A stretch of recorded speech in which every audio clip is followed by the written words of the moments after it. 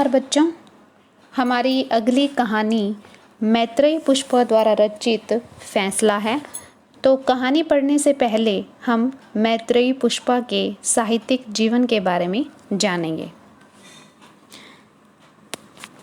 अपने लेखक के माध्यम से अपने लेखन के माध्यम से स्त्री विमर्श को एक नया आयाम देने वाली, नया आयाम यानी कि नया विस्तार देने वाली लेखिका पुष्पा मैत्रेयी जी का जन्म 30 नवंबर 1944 ईस्वी में उत्तर प्रदेश के अलीगढ़ जिले के सिकुरा गांव में हुआ। उनका आरंभिक जीवन गांव में ही बीता तथा उनकी प्रारंभिक शिक्षा भी गांव में ही हुई। कालांतर में यानी कि बाद में उन्होंने बुंदेलखंड कॉलेज झांसी से एमए हिंदी साहित्य किया। चूंकि उनका प्रारंभिक जीवन गांव में ही बीता, अतः ये अपने ग्रामीण अनुभवों को अपने साहित्य में ले आई। ऐसा माना जाता है कि जो उपन्यास सम्राट प्रेमचंद जी है, उन्होंने अपनी रचनाओं में गांव की स्त्रियां लेकर आए थे। यानी कि उन्होंने जो उनकी रचनाएं हैं, उनका साहित्य है, उसमें उन्होंने गांव के स्त्रीय पात्र लिए। जबकि मैत्रेयी पुष्पा के विषय में कहा जाता है कि वे अपने लेखन में स्त्रियों का गांव लेकर आई है।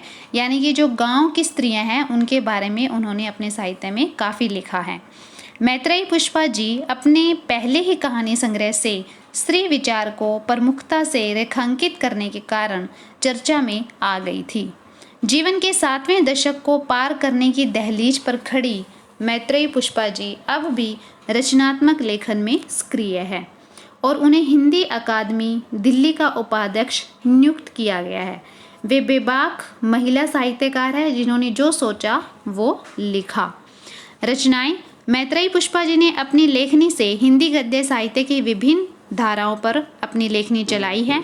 उनकी कलम से प्रमुख रचनाएं जो निकली है वो निम्नलिखित है। निसृत क्या होता है? निकली हुई। उपन्यास उनके कौन कौन से हैं? तो बेतवा बहती रही, ईंधन मम, चाक, झूला नट, अलमा कबूतरी, अगन पाखी, विजन, कही इसुरी फाग, त्रिया हट। अगर उनके कहानी संग्रह देखे जाएं तो चिन्हार, ललमनिया, गोपा हंसती है, 10 प्रतिनिधि कहानियां, पिहरी का सपना। तो उनके कौन कौन से कहानी संग्रह है? चिन्हार, ललमनिया, गोपा हंसती है, 10 प्रतिनिधि कहानियां, पिहरी का सपना। आत्मकथा कस्तूरी कुंडल बसे, गुड़िया भीतर भीतर गुड़िया। यानी कि इसमें आत्मकथा क्या होती है? जिसमें लेखक स्वयं की कथा को साहित्य में उतारता है। कथा रिपोर्टाज, फाइटर की डायरी। तो रिपोर्टाज क्या होता है? जो वास्तविक घटनाएं हैं, वास्तविक घटनाओं को संवेदनशील साहित्यिक शैली में प्रस्तुत करना, साहित्यिक शैली में उतारना, वही रिपोर्टाज कहा जाता है। और इस रिपोर्टाज शब्द का उद्भव फ्रांसीसी भाषा से माना जाता है। अगर हम दूसरे शब्दों में कहें तो जो रिपोर्ट होती है, जो न्यूज़पेपर में भी आती है रिपोर्ट्स, वो उस रिपोर्ट को कलात्मक और साहित्यिक रूप देना ही रिपोर्टाज है। स्त्री विमर्श, तो स्त्री विमर्श की अगर हम बात करें तो स्त्री विमर्श उस साहित्यिक आंदोलन को कहा जाता है जिसमें स्त्री अस्मिता यानी उसके अभिमान को केंद्र में रखकर, ध्यान में रखकर संगठित रूप से स्त्री साहित्य की रचना करना ही स्त्री विमर्श कहलाता है। तो इन्होंने स्त्री विमर्श पे क्या क्या लिखा? तो खुली खिड़कियां, सुनो मालिक सुनो, चर्चा हमारा। टेलीफिल्म, यानी कि टेलीफिल्म को हम दूरदर्शन चलचित्र कहते हैं, तो बसुमती की चिट्ठी।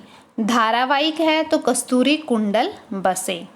सम्मान एवं पुरस्कार की बात की जाए तो इन्हें बेतवा बहती रही, ईंधन मम पर प्रेमचंद सम्मान मिला है।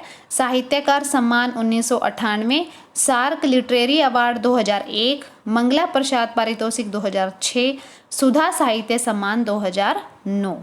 साहित्यिक विशेषताएं, तो मैत्रेयी पुष्पा जी का हिंदी लेखन प्रमुख रूप से स्त्री विमर्श का लेखन है, जो स्त्रियों के अस्मिता से संबंधित है, उनके अभिमान से संबंधित है। उन्होंने अपनी कहानियों और उपन्यासों के माध्यम से स्त्री विमर्श को एक नया आयाम प्रदान किया है, नया विस्तार दिया है। उनकी अधिकांश कहानियों की नारियां स्त्री की चिर बंधिनी मूक छवि को तोड़कर, यानी कि जो नारी की जो हमेशा से एक कैदी के रूप में जीती आई है, ऐसी छवि को तोड़कर विद्रोह, एक क्रांति भरती है, इनकी कहानियाँ। उनकी कहानियों का विद्रोह जयशंकर प्रसाद या जैनेंद्र कुमार की स्त्रियों की तरह भारतीय परंपराओं और मूल्यों की रक्षा के उद्योग यानी कि परिश्रम में, आत्मदमन और आत्मपीड़न में घुलकर नहीं रह जाता। यहाँ पर क्या कहा गया है कि उनकी जो कहानियों की नायिका है, उनका जो विद्रोह है वो जयशंकर प्रसाद और जैनेंद्र कुमार की कहानियों की नायिका की तरह नहीं है, जिन्होंने उनकी कहानियों की नायिका ने तो क्या किया कि भारतीय परंपराओं और जो नैतिक मूल्य है उनकी रक्षा के लिए स्वयं को बलिदान कर दिया, स्वयं की पीड़ा को और स्वयं को दमन कर दिया उन्होंने। बल्कि इनकी जो कहानियों की नायिका है वह अपनी मानवीयता को रोजमर्रा की जिंदगी में पुरुष के समकक्ष प्रमाणित करता चलता है, यानी कि इनकी कहानियों में स्त्री पुरुष को बराबर का दर्जा दिया गया है।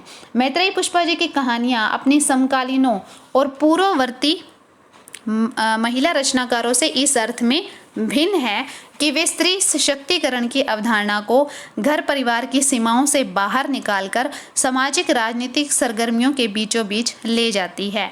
तो मैत्रेयी पुष्पा की जो कहानियां हैं वो उनके समय के जो कहानीकार है या उनसे पहले जो महिला रचनाकार हुई है उनसे इस अर्थ में भिन्न है, इस अर्थ में अलग है कि उन्होंने जो स्त्री सशक्तिकरण है, जो स्त्री की शक्तियों की जो अवधारणा है उसको घर परिवार की सीमाओं से वो बाहर ले आई थी। लेखिका के स्त्री विमर्श पर टिप्पणी करते हुए डॉक्टर रोहिणी अग्रवाल अपने एक साक्षात्कार में कहती है कि मैत्रेयी पुष्पा के अवदान को झुठलाया नहीं जा सकता।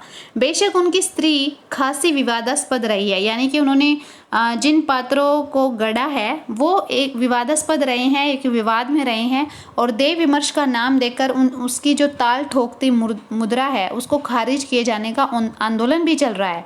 लेकिन इन सबसे इनसे विचलित न होकर मैत्रेयी पुष्पा अपनी रचनाओं में एककुंठ स्त्री की तस्वीर तो पेश करती ही है, परंपरा पोषित नैतिकता के मानदंडों के परकच्छे उड़ाते हुए पुरुषों द्वारा रचित पाखंड को बेनकाब भी करती है। यानी कि जो परंपरा से हमेशा पोषित किए हुए हैं, पोषण किए हुए जो नैतिकता के मानदंड हैं उन सब का विद्रोह करती हुई इनकी जो स्त्रियां हैं, स्त्री पात्र हैं, वो पुरुषों द्वारा जो रचे गए पाखंड है उसको भी बेनकाब करती है।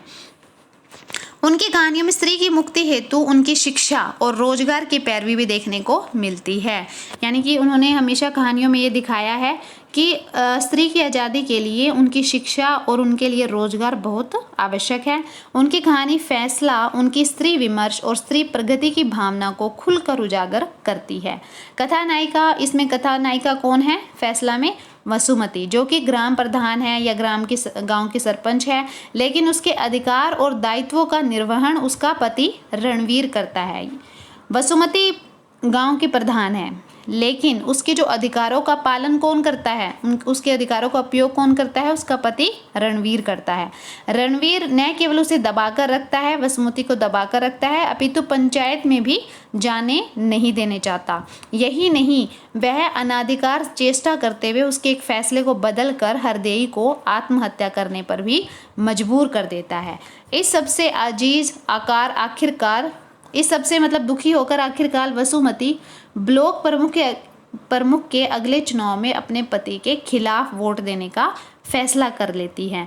उन्होंने अपनी शहरी मध्यम वर्गीय कहानियों के संसार को गांव के उभरते मेहनतकश समाज से जोड़ा है, जहां अपनी परंपराएं हैं, रूढ़ियां हैं। राजेंद्र यादव का मैत्रेयी पुष्पा जी के लेखन, विशेषकर कहानियों के विषय में कथन है कि स्त्री के उत्थान और सबलीकरण की ये कहानियां यथास्थिति से विद्रोह ही नहीं, भविष्य की दृष्टि से समाज परिवर्तन की ध्वजवाहिनी भी है। तो राजेंद्र यादव ने क्या लिखा है कि जो मैत्रेयी पुष्पा की जो ये कहानियां हैं, जो स्त्री विमर्श पर आधारित है, ये एक विद्रोह ही नहीं बल्कि भविष्य की दृष्टि से देखा जाए तो जो समाज में परिवर्तन होने वाला है उसका झंडा पकड़ती हुई दिखाई देती है।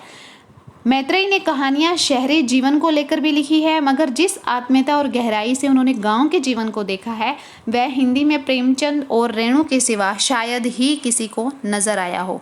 उनकी कहानियां बेजुबान स्त्रियों की यातनाओं, उनके संघर्षों और सपनों के बेआवाज विद्रोह की दस्तावेज है।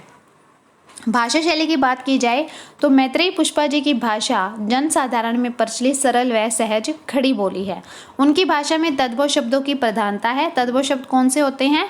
जो कि संस्कृत से हिंदी में ज्यों के त्यों आए हैं, उनमें कोई परिवर्तन, तद्भव शब्द वो होते हैं जो संस्कृत से हिंदी में बदल कर आए हैं, कुछ आसान होकर आए हैं या बदल कर आए हैं, उन्हें तद्भव शब्द कहते हैं। तत्सम शब्द वो होते हैं जो संस्कृत में ज्यों के त्यों हिंदी में आए हो। तथा पात्रानुकूल, इनकी भाषा पात्रों के अनुकूल है। उनकी भाषा में क्षेत्रीय भाषाओं शब्दों की भी बहुतायत है, यानी कि जो क्षेत्र विशेष है, स्थान विशेष है, वहाँ के शब्दों का भी इन्होंने अपनी कहानियों में खूब प्रयोग किया है।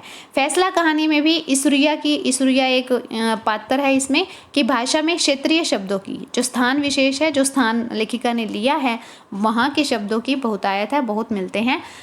जब एक उदाहरण देखिए कि सब जनी सुनो, सुन लो कान खोल के, बरोबरी का जमाना आ गया, अब ठटरी बंधे मर्द मारा कुटी करे, यानी कि तुम्हें गंठड़ी समझकर अगर तुम्हारे पुरुष तुमसे मारा कुटी करे, गाली गलौज करे, मायके ना भेजे, पीहर से रुपया पैसा मंगवावे, क्या कहते हैं कि दाइजे के पीछे सतावे, तो बैन सूधी चली जाना, यानी कि सीधी चली जाना, बसुमती के ढिंग, ढिंग मतलब पास।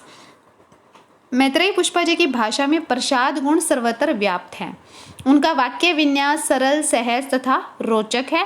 इसी प्रकार उनकी कहानियों के संवाद भी रोचक, संक्षिप्त, नाटकीय तथा कथा को गति देने वाले हैं।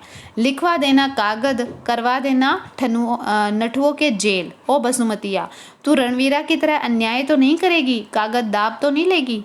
पुष्पा जी की भाषा जो है वो पात्रों के अनुकूल है, प्रसंग के अनुकूल है तथा देश काल व वातावरण के अनुरूप है, यानी कि कहानी में जिस देश काल व वातावरण को दिखाया गया है उनके बिल्कुल अनुकूल उन्होंने अपनी भाषा का प्रयोग किया है। उनकी भाषा में अधिकांशतः अभिधा शब्द शक्ति क्या होती है? एक ऐसी शब्द शक्ति जिससे प्रचलित और मुख्य अर्थ का ज्ञान होता है, या हम ऐसे कह सकते हैं कि वाक्य को पढ़ने से ही उसका मुख्य अर्थ हमें समझ आ जाता है, वहाँ अभिधा शब्द शक्ति का प्रयोग होता है। वह दृश्य बिंब का प्रयोग हुआ है, तो दृश्य बिंब की अगर हम बात करें तो इनका संबंध आंखों से है। दृश्य बिंब का, जब किसी रचना को पढ़कर या सुनकर हमारी आंखों के सामने अगर किसी घटना या वस्तु का चित्र सा उभर आता है तो वहाँ भाषा में दृश्य बिंब का प्रयोग हुआ है। उनकी शैली उनकी कहानी के कथ्यों के अनुरूप अनेक रूप धारण करके चलती है। फैसला कहानी उन्होंने पत्र शैली में लिखी है और पत्र शैली के अनंतर कहानी में वर्णनात्मक, संवाद, भावात्मक, मनोविश्लेषण आदि शैलियों का भी प्रयोग हुआ है। उनकी शैली का एक उदाहरण देखिए। आदरणीय माँ साहब, सादर प्रणाम, शायद आपने सुन लिया हो, न सुना होगा तो सुन लेंगे। मेरा पत्र तो आज से 3 दिन बाद मिल पाएगा आपको। चुनाव परिणाम घोषित हो गया, न जाने कैसे घटित हो गया ऐसा। आशा करती हूँ कि आपको इनका साहित्यिक परिचय अच्छे से समझ आया होगा।